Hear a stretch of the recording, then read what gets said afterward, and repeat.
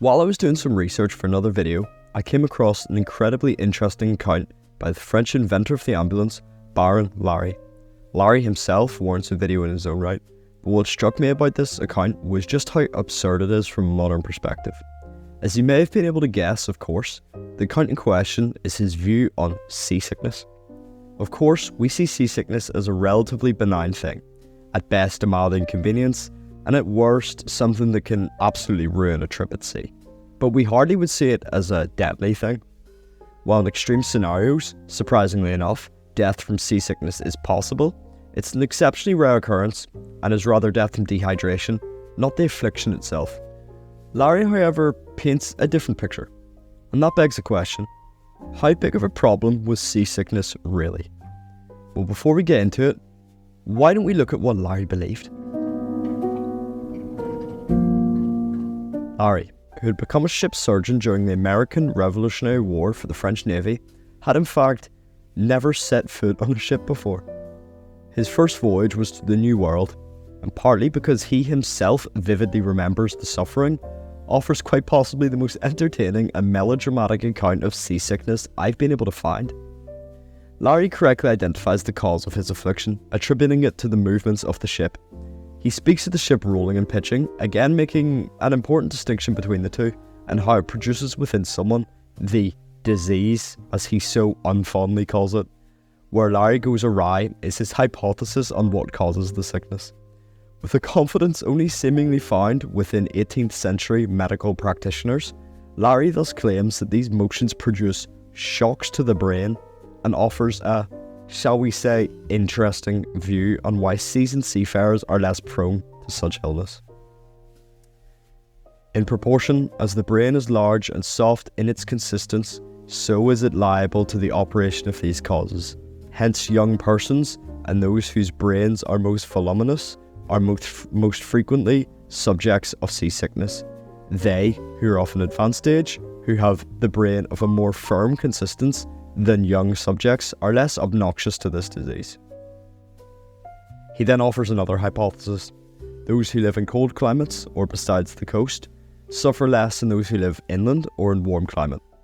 He reasons that the sea vapours and cold climates produce smaller foliage and less varied animal life, and as such, the same must be true for humans.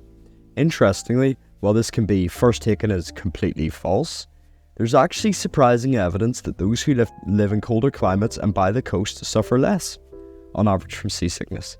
The reason, however, is a rather boring one and almost negligible. It seems there is at least a small amount of evidence that genetic predisposition to seasickness is less prevalent in seafaring populations, but this is both negligible and arguable. Now, we get into the meat and potatoes of his account, his thoughts on the dangers of both his own affliction and the mortal threat that seasickness poses to life. Larrey paints a grim picture of his own sickness, and that'll be helpful for us later on. He speaks about the usual suspects, nausea, headaches, vomiting and flu-like symptoms, but he throws us some curveballs. He attributes vomiting up blood, mental distress in the form of complete psychological breakdown, and even suicidal ideation as symptoms of seasickness. He reports sailors attempting to kill themselves to rid themselves of the affliction, although he doesn't mention if any were successful. It's difficult to see where this comes from, but let's try. First of all, vomiting of blood. Now, I'm no medical professional, but I did try my best with this one. Larrey claims this is due to the tension on the pneumogastric nerves, now known as the vagus nerves, and they're a set of cranial nerves. Larrey proposes that the stress on the brain creates stress and tension in the vagus nerves, thus causing blood to be vomited. I'm no medical expert, and again, nor would I ever claim to be, but I do believe that instead the blood vomiting is a result of stress on the throat and stomach from constant heaving and retching that Larrey does also imply. Well, now we've established the melodrama of Baron Larrey. How bad really was seasickness? Was it truly the bane of sailors, or was it closer to what we have today? A form of, albeit terribly potent, flu-like symptoms, accompanied with frequent emptying of the stomach, but unless in dire straits, unlikely to cause aforementioned suicide, death, or psychological torment. If true, it paints a rather different picture of men like Nelson.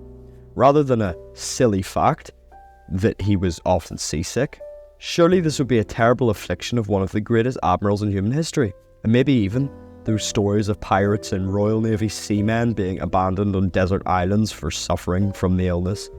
They don't seem so far-fetched after all. Well, let's start with Nelson. Nelson, while it is a well-known fact he suffered from the sickness, doesn't seem too affected by it in the sense of today's video, which is the mortality. But in a letter that is regarding his nephew, a 16-year-old boy, he excuses his nephew from service for suffering from a similar severity of seasickness. This speaks less to the constitution of the boy, or lack thereof, but rather Nelson's himself. This shows a man suffering from the illness that our friend Larry hated so much, and suffering from it for 30 years.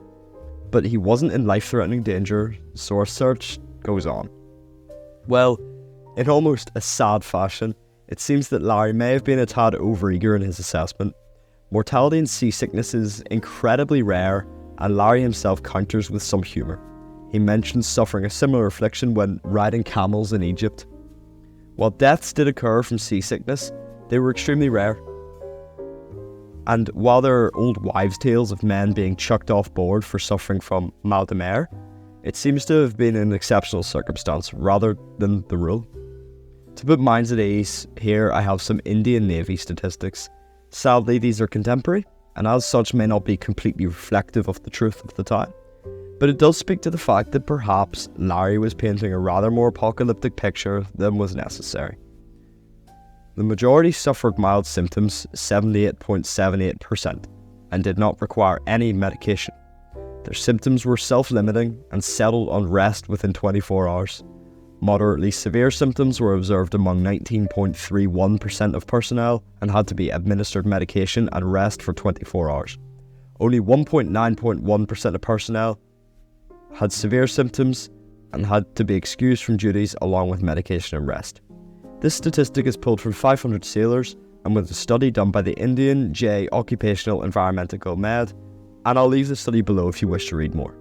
So all in all, we come to the end of our interesting and rather unfulfilling deep dive into the deadliness of seasickness and the dramatic life of Baron Larry.